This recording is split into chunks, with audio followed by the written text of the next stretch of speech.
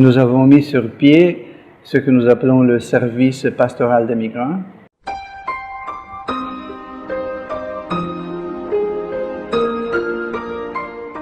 D'abord, il y a eu la crise libyenne, ensuite la crise malienne, mais au-delà des crises, il y a un peu le jour au jour. Alors, notre service s'est focalisé principalement pour ceux et celles qui reviennent de la migration, qui ont échoué, pour ainsi dire, d'aller jusqu'au bout du voyage pour différentes raisons, parfois la santé, parfois l'argent, parfois la violence ou bien la fatigue. Alors nous avons focalisé notre service sur ces gens-là et notre premier service, c'est l'écoute, premièrement. Parce que nous pensons que chaque personne qui arrive à son histoire, qui a le droit d'être écoutée et respectée. Deuxièmement, on oriente s'il y a des besoins particuliers aux différentes nationalités d'origine ou bien des services spécifiques. Ensuite, on donne une petite aide pour se mettre un peu debout du point de vue santé, du point de vue nourriture et je dirais simplement humain. On donne un kit d'hygiène, une natte, un minimum pour survivre.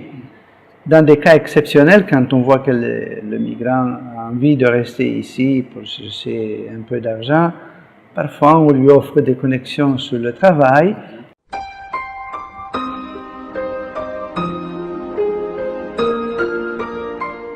Au service, mon rôle principal, c'est l'accueil.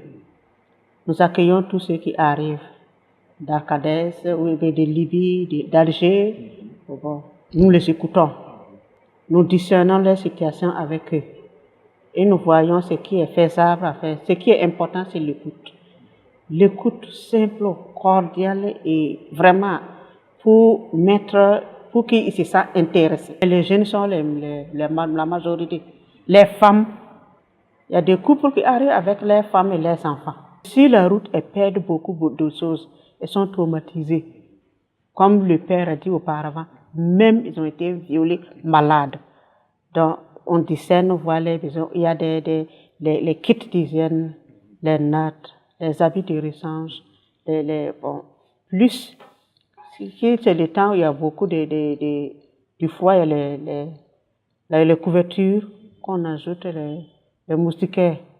Si la personne est malade, bon, on l'oriente à la clinique avec qui on a signé le contrat. Maintenant qu'il y a un médecin qui est là, un docteur, un étudiant qui est là, donc si le cas n'est pas grave, on donne un rendez-vous à la personne, il revient le jour où le docteur vient, le mardi par exemple, le docteur le conseille de voir si c'est nécessaire maintenant d'envoyer la personne à la clinique, il l'envoie.